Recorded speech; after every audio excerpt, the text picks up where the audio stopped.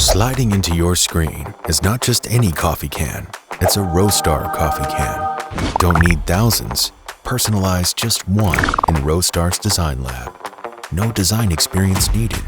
Choose a pattern, add your logo and text, or create something memorable with AI. Being made in the Midwest, you can expect it on your doorstep in no time. Now that was smooth.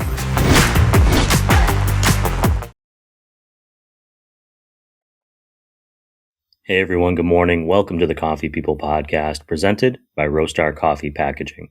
Thank you for being here today. I'm your host, Ryan Woldt.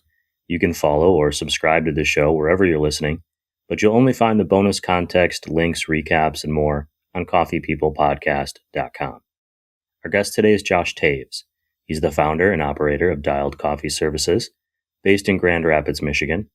You can learn more about what they do while you're listening today by heading to dialedcoffeeservices.com or click through the links in the show's notes to scroll their social media. I'm ready to get started.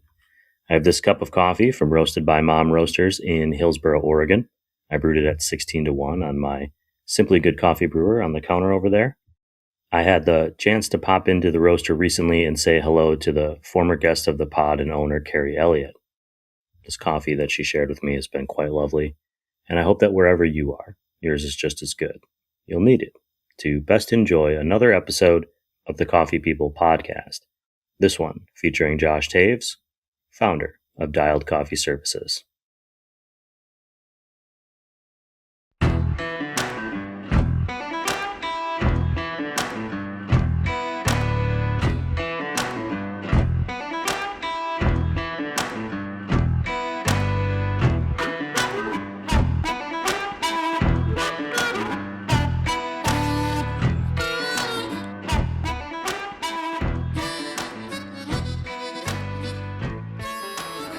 To the races. And usually the first thing we do is I ask what your name is and what the company, you're working with, or what's your company and what you do there. Yep. So my name's Josh Taves, and I own Dialed Coffee Services.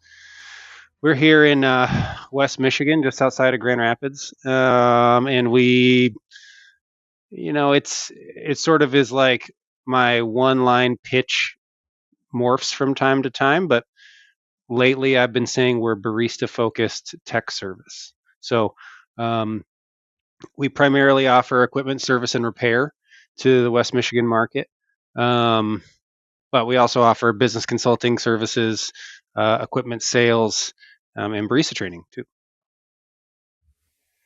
When you say barista forward, That's my. I think I read somewhere that a lot of the employees that work for you as technicians were baristas or have had experience in that. Is that true? And if so, why is that something that's kind of important? Yep, it's been a little bit of both. Primarily, though, what I look to either train or hire in my employees, it's easier to hire someone who has this experience because I don't own a coffee shop, and so it's hard to train barista skills. But if it's been a little bit of both for employees, but essentially we want to go in and not just make the machines work. We want to make the coffee taste better. And that comes from a blending of both understanding the experience of the barista at a high level, but also how the equipment works in tandem with that. I think a lot of folks either have one or the other. They either know the water's coming out and it's hot, so it must be good. Or they know something doesn't taste right, but they don't understand that it's from a mechanical issue. So we look to kind of marry those two things together in our technicians and be able to say the burrs in this grinder need to be changed because of the way that this, and this is tasting. And also, the manufacturer says this and blah, blah, blah. But, things like that, checking flow rates on AV machines and consistency across group heads when the barista might not know there's something wrong. Those types of things. I guess we try to cross train on those things because we really want people to have better tasting coffee and not just make sure their equipment works. I can say from personal experience that I know usually when something is wrong, but I could never tell you why. And it's always having the language of some of the things you were just talking about is something that I think would be a value add to barista training as well. Not just like, here's how you make the thing, here's the machine and the components and all that. That wasn't something that I necessarily learned. I'm blaming you, Chris of Coffee Cycle. You can come at me after this. How about you as far as like coffee in general? Do you have any first memories of coffee, or what got you kind of into that world?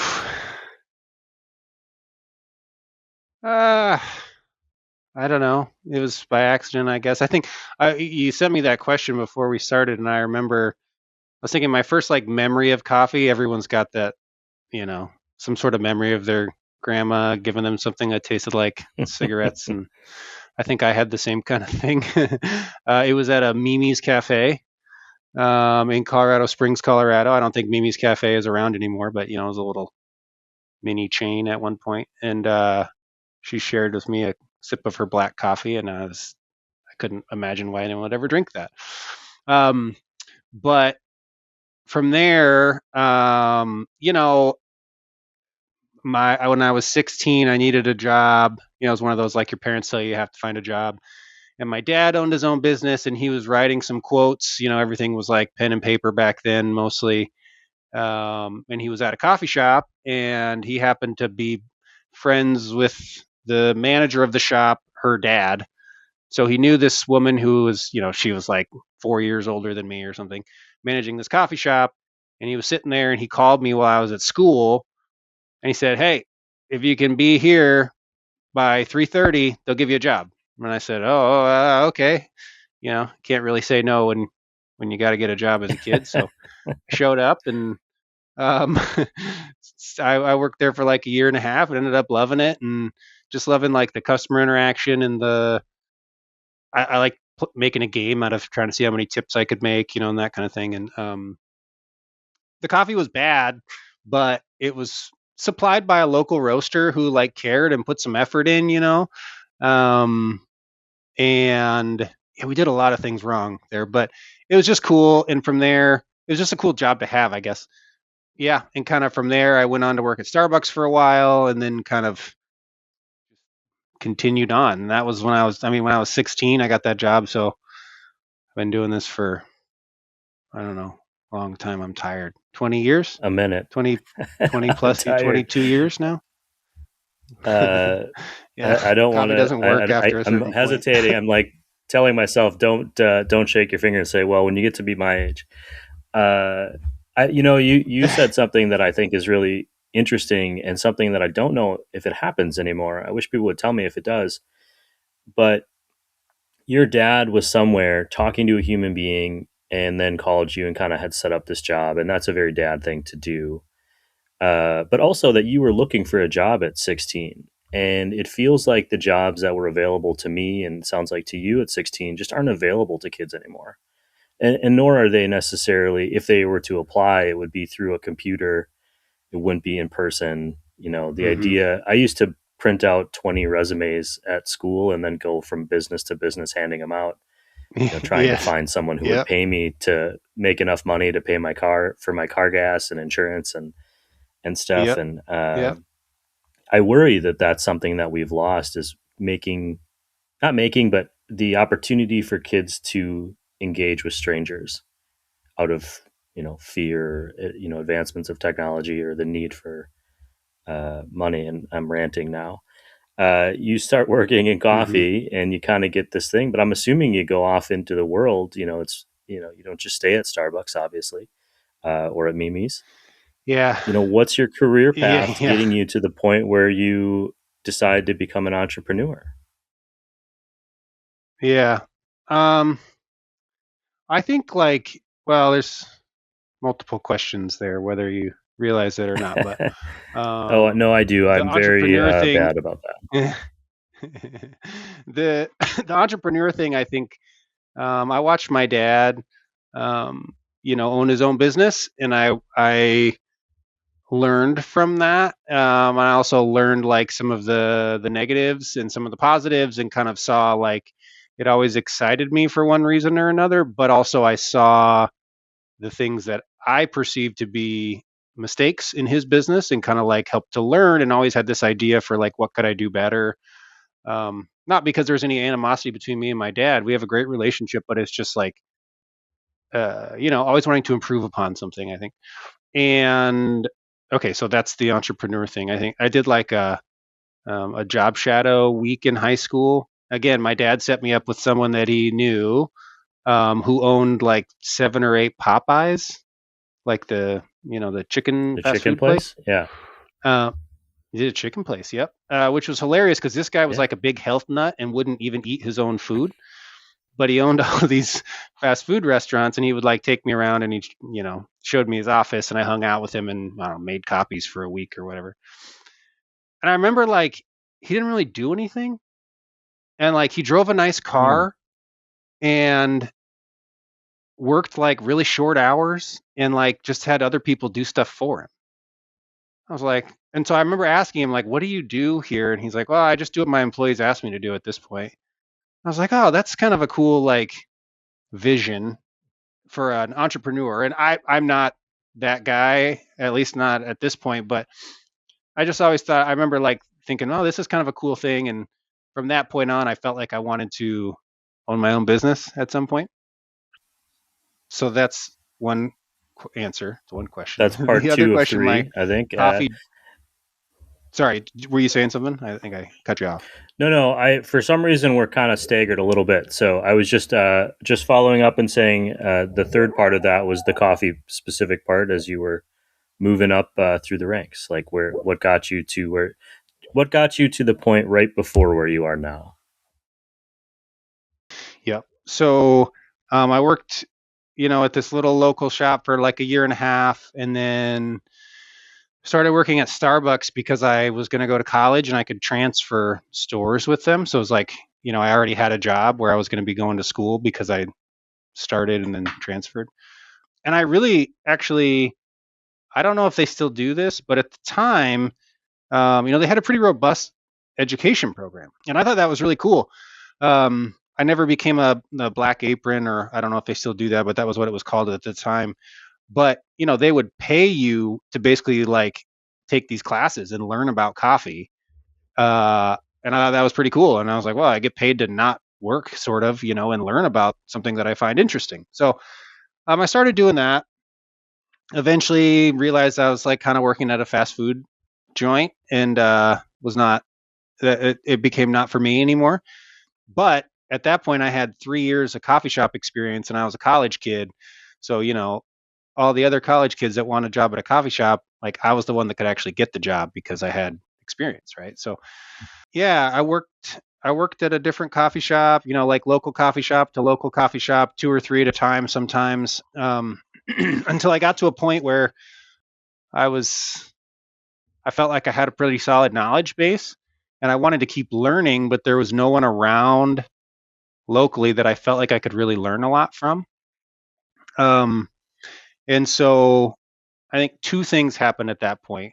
I started looking outside my local community for coffee education, and I started wanting to reinvest what I knew. So I opened up a small barista training and consulting company and would travel up and down the Colorado Front Range doing like little latte art classes and being hired by cafes to do, classes and trainings, and worked with Barista Pro Shop there, which is like a, paper goods and syrups distributor, and we'd teach classes out of their space. But then I also started traveling and going to Coffee Fest, latte art competition, and doing the USBC circuit, which at the time there was a lot more money behind it. I think it was a much bigger production than it seems to be now. But that was in 2010. I did my first United States Barista Championship regional competition, and was kind of hooked. And that became kind of my primary focus in the competition world. I still did, some other things, some other latte art competitions here and there. Coffee Masters when that came to New York for the first time in like 2013 or something. But yeah, started competing and used that to build my resume. I also hosted my own year-long competition series all up and down the Colorado Front Range. We do competitions that I got to host, and just kind of really like fell into that that arena. And from there, kind of leveraged that into a job with Dogwood Coffee Company in the Twin Cities. I was their wholesale sales and accounts manager with kind of right after they first opened for a couple years, and then continued competing. Let's see, probably 2013, I made it to the national championships for the first time in Boston, maybe. Okay. Yeah, eventually just kind of like carried through a USBC career until I finished in the finals in 2017, behind Kyle Ramage when he won first place. Yeah, and then was just kind So of ready to be done with that chapter at that point. But yeah, I wanna wrap a little bit backwards there. You mentioned something I thought was really interesting, which was the hosting of events and teaching barista skills kind of up and down the Front Range there in yeah, Colorado. You would have had to have one you I'm trying to figure out how to say this, but you said you wanted to keep learning, and the way you did that was to start getting out into the world and teaching other people and being around other people with knowledge that you could sort of gain. Did you realize yeah. that at the time that was what you were doing? Was that like a concerted effort, or was that just a byproduct of wanting to continue to be involved? Does that make sense? Yeah, no, and I'd say it was intentional. I think I felt like because of the lack of formal education in the coffee industry at the moment or at that time, we needed to. I needed to be a small fish in a big pond if I wanted to keep learning. And at the time, I was the medium to big size fish in a small pond, and so I intentionally kind of pushed myself outside of my pond, basically, because I wanted to be around people that were more knowledgeable than I was, and that came through traveling, which I think like I don't know if this is still the case, but it used to be like a lot of people said like, well, I can't afford that, and like, well, I was working 30 hours a week as a barista and going to school and made it work, because that was what I really wanted. And I think part of that was then, yeah, being able to teach others, and that really kind of allowed me to grow my network that I still leverage today, all up and down the Colorado Front Range. Some of that just came from like at the time there was two coffee companies within an hour and a half drive of me. One of them hosted uh, cuppings, I think, every other week, and the other one hosted a once a month latte art competition that was mostly just for their staff, but they opened it up to the public too if anyone wanted to come. And I went to both of those events as much as I could. And that was a part of it, getting to cup and taste a lot of different coffees and getting to pour latte art along some really good side baristas, really good alongside some really good baristas. Um, and from there, it just became like, well, you're meeting all these people within a 2 hour radius, and then, just start working with them in as many ways as possible. Somewhere along the line, and actually the reason that I first kind of the first thing I understood about you was you became an inventor, right? If I'm not understanding, you invented this thing called the cupping brewer. Could you talk a little bit about what inspired that and why isn't it what you're focused on now? Great question. Um, yeah, the I cupping say brewer. that So that was a little bit. Sorry to interrupt. I say that a little bit because I have had some other things that felt like this is the thing I'm going to do forever. And then eventually I didn't. And so I'm always curious as to those transitions in life. mhm. Yeah, I think so. Just briefly, the cupping brewer, if listeners are not familiar, I guess is a well, I've got one. You want me to go show you what it looks like? I think people have maybe seen it, but Yeah, that'd be awesome. so it looks like this. It's a cupping vessel, right? So it's designed to produce 12 ounces of liquid, of usable, drinkable liquid. Total, it holds 500 milliliters. And so the idea is you cup in it, right? It's 30 grams of coffee grounds in here, 500 milliliters of water, which is SCA standard cupping recipe. Break the crust, scrape the top.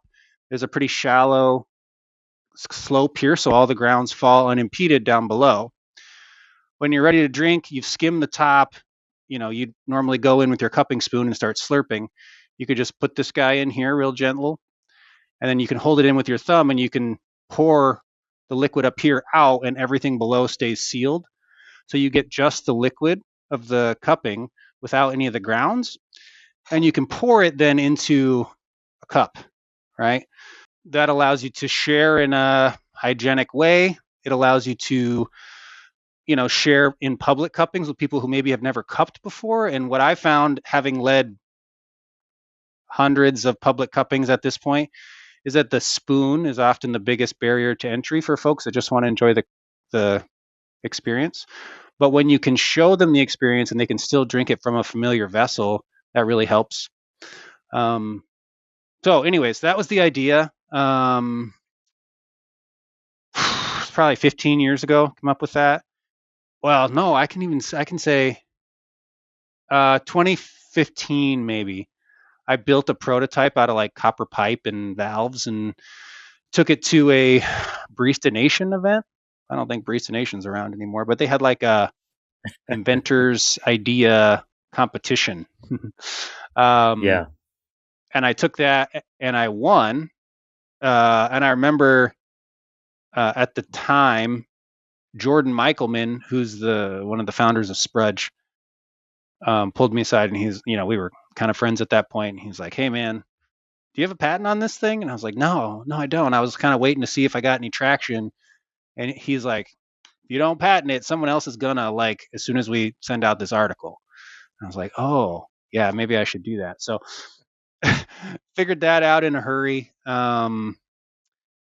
And yeah, ended up working with the team at Rattleware, Marcus Bonney in particular, to kind of help bring it to market, and they were great. I think in the end, there were some mistakes made along the way in the marketing and production of things. I mean, not the production side of things, but I think it was just like, it was never really marketed properly. Maybe I held on to it a little too tightly when I should have let other people take the reins. I don't know, but it never really gained the traction that we hoped, I think it's expensive to make even something this simple and get, whatever, 10,000 units to market. And, in general, it's been sold all around the world, several, 10 to 15,000 units probably, but that's, you're making a couple dollars per unit. Cool. It doesn't really. Sure. Yeah. Translate. And I think, it's cool to be out there, but it never really took off the way that I wanted. And it seemed like I tried several times to kind of reinvigorate or put different kinds of effort into it, and I never really got the return. And so in the end, I sort of lost interest, I think. But if somebody else wants to, take over, reach out to Josh. Give me a call. Yeah, I would. Honestly, it kind of feels like it was made for the pandemic era, just a little too soon. It just kind of hit the market a little early. Yeah. And we definitely tried kind of rejuvenating it during the pandemic, and got some traction.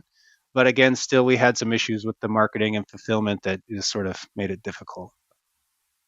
Yeah, I went to a cupping, my first cupping kind of post-pandemic era, launching. I'm not saying anyone's out of the pandemic, as we just had COVID in our house. Mm-hmm. But the first cupping I went to, where we all had two spoons and they were trying to say this was a new hygienic way that they were doing it, where you scoop from one spoon onto the other and the whole thing. And I was like, but we're all still standing within like a foot of each other. So no matter what you do here, like at some point, somebody's going to forget, put the wrong spoon in their mouth, and it's just going to be this whole operation. Mm-hmm. So we do the best we can. You are in Western Michigan now, not your home state. What got you to Michigan? And what is the deal here with two-part question again? Dialed coffee services. What inspired that as a need? Because I was just in Western Michigan this summer, and outside of Grand Rapids, it felt like, hey, this is a great place to be out under the trees and maybe at the beach. But as far as coffee Mm-hmm. goes, it seems like it's still growing. Yeah, for sure. Well, I think like to kind of continue my journey getting here, I started working in business development for roasters, sales, and then business development, and learned that I really like project and systems management, and I liked the business development side of things, but I also liked quality control and coffee quality, and so I did that. Honestly, I shifted into that mode for 10 years ish or so, worked for multiple different roasters around the country doing that. And I came to Michigan because my wife's family is from here and we've got kids. And so we, wanted some more babysitters basically. And yeah, I was working for Stovetop Coffee Roasters doing business development here. And then kind of got to the point where I was like, I'm ready to stop building other people's businesses and start building my own. I grew up fixing stuff, working with my hands. Again, my dad owned his own business. Like I've said several times, it was custom furniture. So I go work with him in the summers in his wood shop, and always liked tinkering with coffee equipment, or always had some kind of mechanical project going on the side anyways. And when I was ready to start my own business, I saw a big hole in the market that there wasn't a good quality service provider in the area that was meeting the needs of folks who cared about their product. So, yeah, I mean, I already had a lot of the contacts and the people I needed to talk to, both on the manufacturer side and on the local supplier side, and just kind of put together a business plan, mostly targeted at partnering with roasters as a technician arm of their wholesale program. So rather than saying like, hey, Joe Schmo Cafe, let us fix your machines. We started out pitching to roasters and saying like, let us handle the service for your 50 customers, and we can work together in that Smart. vein. So it made our sales meetings much more efficient. And within the first year, we're able to have a couple hundred places we were offering service to because of that. So If you were to say, I know you can't say that you have favorite customers, I assume, but the next time I stop into Grand Rapids, where should I get a cup of coffee? yeah, sure. Well, so right near our shop, we've got Littlefoot Roasters, which are some awesome like ex intelligentsia folks from Chicago, but they're ex intelligentsia back 10 years ago, when they were a little more at their peak, in my opinion. And then Wild Roast is not far from there too. They both do a pretty decent job. Or then I generally send folks to I don't know, I guess I would call it the Coffee Triangle, because there's 3 really good shops in Grand Rapids that are all within like a 5 to 10 minute walk of each other. You've got the Madcap Roastery is right there. You've got Stovetop Coffee Roasters flagship store is like a block and a half down. And then Lion Street Coffee does a really good job and has a phenomenal bakery that they're attached to. And they're all kind of right there. So that's generally where I send folks depending on the situation. Not my favorite, so How don't long tell them I has said that. I totally fair. I spent a couple of days sitting at Littlefoot earlier this summer, so definitely one of my Yeah. favorites, I can say, because it's the only one I've been to. Sorry, when we first started, we were actually operating out of the back of Littlefoot. There you go. How long have you been open? We started October 1st, 2023. So 2.5 years now. What would you say? What have you learned in the first 2 years of running this new business? Wow. That's a good question. I think I've learned a lot about fixing machines, obviously. I mean, I had a lot of experience before, but had never been a full-time technician. So kind of jumping into that with both feet has been really fun and interesting. And honestly, I don't go out on the road much anymore, maybe 1 or 2 calls a week tops. and my technicians handle all that work now. So yeah, that's been really cool to kind of like learn a lot more intimately about espresso machines and coffee brewers and how they work. Other than that, I think some of the biggest lessons for me in the last 2.5 years have been, I'm always learning about people management. I want to be a good boss, and I want to, manage people effectively, given all their different personalities and nuances and such. But also, I think marketing has always been a bit of a mystery to me, and so I've gotten to use these last 2.5 years as like a testing ground for kind of like all sorts of different marketing schemes, like mailers and Google ads and meta ads and word of mouth and flyers and, kind of anything and everything, and see what works and what doesn't. And I've really been able to kind of refine what works well for our customer base, specifically B2B marketing on a very niche operation. And so that's been kind of fun. And now we kind of like really dial down on like two or three different marketing streams that seem to work really well for us. So, are you willing to share those so we can all just skip ahead, or is that staying close to the vest? Well, I will say there's a lot of different options, and I'm sure that different people have different things that work for them. I am specifically trying to market to people who are decision makers at coffee companies, which there's like, 15 of those. That's not true, but it's a very small segment of people to find. So what works well for us, honestly, probably the most effective is just walking in and handing a flyer out. But other than that, we do Google marketing ads, so like search ads, and we've got 3 or 4 different types of campaigns, which don't even ask me what that means. I just work with our marketing advisor on that stuff. Reviews has been a big thing for us, so we've got an automated system that asks for reviews after our jobs are closed, Google reviews, and then Instagram content, but specific kinds of Instagram content. People like how-to videos or tech tip videos, and they like pictures of pretty machines. Those things tend to kind of do the best for us, and then other various types of content doesn't get as much traction. So you're not just a coffee person. You mentioned earlier you're a parent, and I know just from my cursory research, you're passionate about being in the outdoors.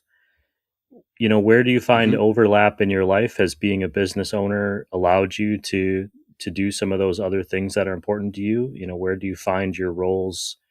The lessons learned are similar. Mm-hmm. Yeah, I think one of the primary impeti. What's plural of impetus? Yeah, that sounds right. Yeah, impetuses. I'm sure somebody's AI will fix it for them. Yeah, hopefully. Was to actually have more time and work less, which I know sounds counterintuitive, but yeah, I started my own business to work less, is the long and short of it. And so what that means for me is like, being able to, because my wife works part-time, and so being able to like pick the kids up from school on days we need that, or go to my daughter's basketball game. I'm going bowling with one of my daughter's school classes next Friday, and like I don't have to ask anybody if I can do that. I can just go. So I think that, yeah, that's been really cool, like helpful for our family. One of our kids has some pretty severe special needs and needs a lot of help throughout the day, and so I get to be a part of that, which is great. But then as far as like being connected with the outdoors, I do usually take almost a whole month off, and just allow my staff to kind of run the show here. And I work pretty hard throughout the year to make sure they're set up to do that so I can leave without stress, and go do a big trip out west. This is another thing if you want to get into it, but typically do a lot of hunting on that trip and try to fill our freezer so that we can not buy meat at the grocery store for the year. Sure.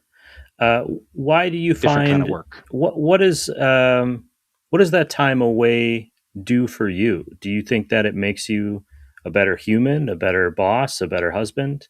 I don't know. I'm assuming your family may be involved in some capacity in these trips. I don't want to presume or have you get too personal if you don't want, but are you going out there to rejuvenate? Are you going out there just because you enjoy it? What do you take away from that when you come back? Mm-hmm. That's a good question.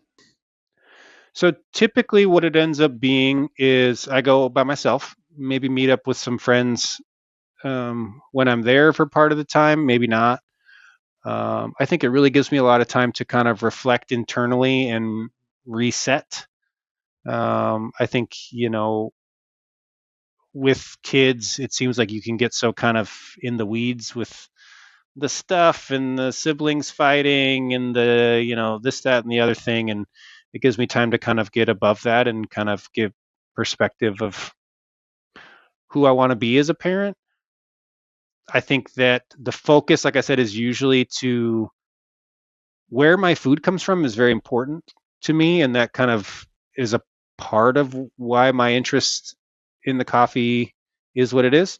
And so I really try to focus on bringing home a freezer full of meat for my family because I want them to have that healthy food. I don't want us to have to participate in I'm not going to get on a soapbox about this, but I don't want us to have to participate in in the global meat industry as much as we can remove ourselves from that. And that matters. And in some ways, that feels like me caring for my family. And I think my wife and I are on the same page there. But as far as the business goes, I think it really helps me stress test things and see, because a lot of the time I won't even have phone service when I'm gone, right? So I'm not working remote. I'm gone, and they're doing it or they're not, and it really kind of reinforces people's strengths and weaknesses, and I get to come back and see ooh, I gave you this responsibility and I probably shouldn't have, or you did really good at this. Let's try to give you more of that, and helps just kind of improve oh, this thing fell through the cracks. We need to make sure we have coverage for that in the future. And it just helps stress test the business, I think, and helps us grow in a weird way. What makes for a good cup of coffee? A long time ago, okay. I'm gonna. That was only one question, but I'm gonna give you two answers. Okay, and see what we're doing there. I appreciate it. Yeah, I think at first I just had this conversation with a customer the other day. They wanted to learn more about coffee, and they were really pushing me well, how do I make a good shot of espresso? I'm like, I don't know, man. That doesn't exist. What? Well, it does, but I can't tell you what a good shot of espresso is because it's based around what you like. I think if you wanted to ask me, what does the Specialty Coffee Association say is a good shot of espresso? That's a different question. Or what is a good shot of espresso in a competition setting? That's a different question. But to say, what is a good cup of coffee? What is a good shot of espresso? Make what you like. And just try different things, I encourage people try different grind settings, try different types of coffee because it helps them find what they like and stick with it. And once you understand what you're into, that's what's a good cup of coffee for you. Now, my second answer is if you're asking me what I think is a good cup of coffee, a long time ago I started saying, it's something that's interesting. It's something that sticks out. Because I've just cupped so many coffees in my lifetime. It's sweet, floral, clean. It's You don't see those as much, especially anymore, but I've seen them hundreds of times. And so what sticks out to me is something unique. Like I think, okay, the last time I had a memorable cup of coffee was at SCA last year in Houston at the Roasters Village, which is just getting like excessive at this point. There's so many things to try. But there was a group called Coffee Wallas. I hope I'm not saying this wrong, but they only did specialty coffee out of Indonesia, I believe. Mhm. And I was like, yeah, okay, whatever, mushrooms and dirt and can still be good and have some acidity, Sulawesi and Tuarco does some good stuff. But they shared with me these like really interesting coffees. I think it's just Southeast Asia in general. They had like a Chinese coffee, and like it was not a 87 point coffee, but it was like clean and had nice acidity and was relatively well balanced. And I was like, this coffee is memorable because this is not what I expected, and they're doing something different, right? And so was it the best cup of coffee I had that weekend? Nope. But it was the most memorable. And that's the thing that sticks out for me nowadays when someone says, what's a good cup of coffee? It's like, well, I'd rather have like I also think about somebody served me a cup of coffee and I tasted it and I was like, okay, maybe 80 point blender lot, I was like, what is this? And it's like, oh, it's a Robusta grown at 200 feet above sea level in Uganda. And I was just like floored. And I was like, okay, that's the memorable cup of coffee for me for a while, because even though it was like barely passable as specialty, I definitely would have not have expected that from that setting, that type of growing environment. So I don't know. That's my answer. Do you have a piece of advice, piece of wisdom, something that's stuck with you over the years or that you've kind of come up with that you would be willing to pass on? Could be entrepreneurial, could be coffee, could be other.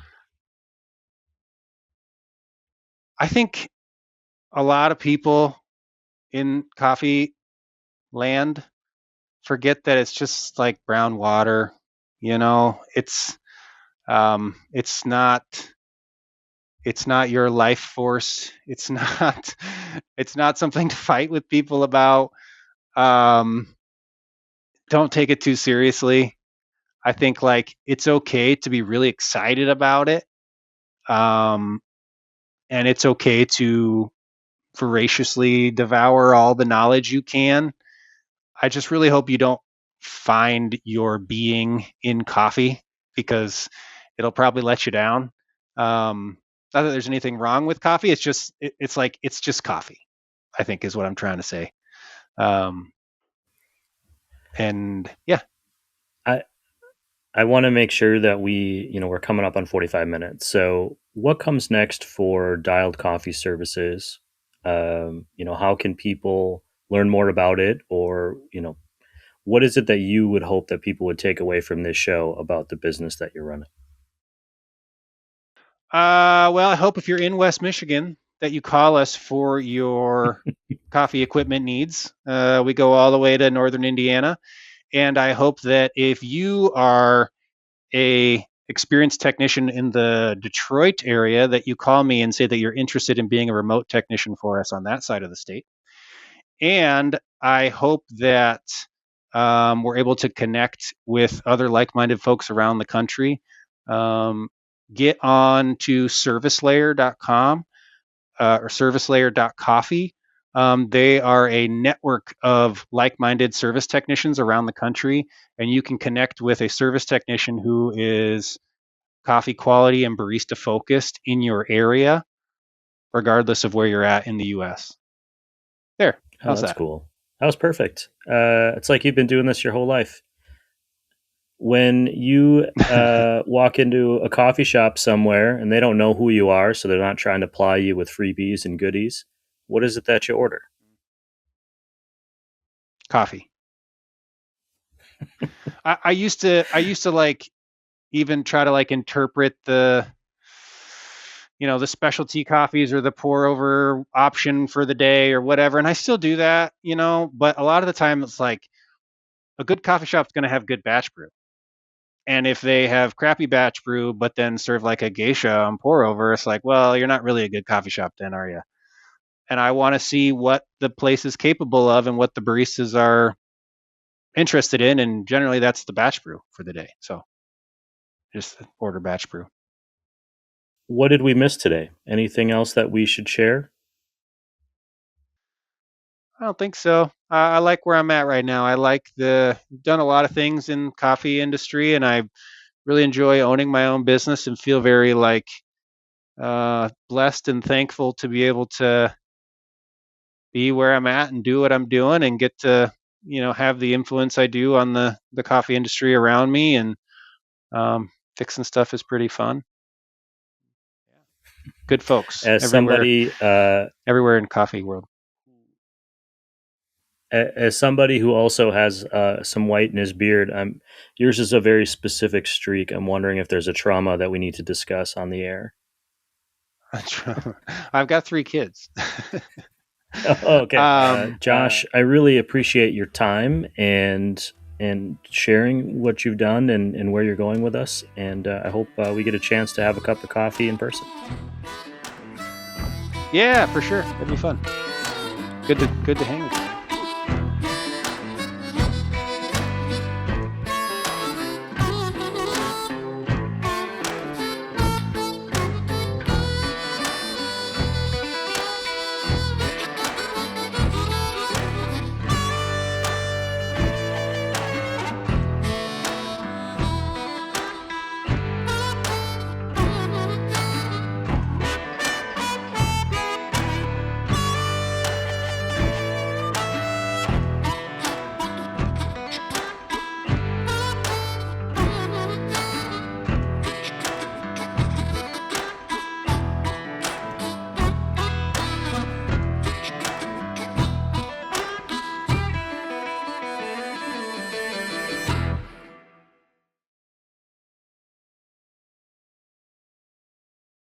Thanks for listening, everyone. Please subscribe to our newsletter at coffeepeoplepodcast.com.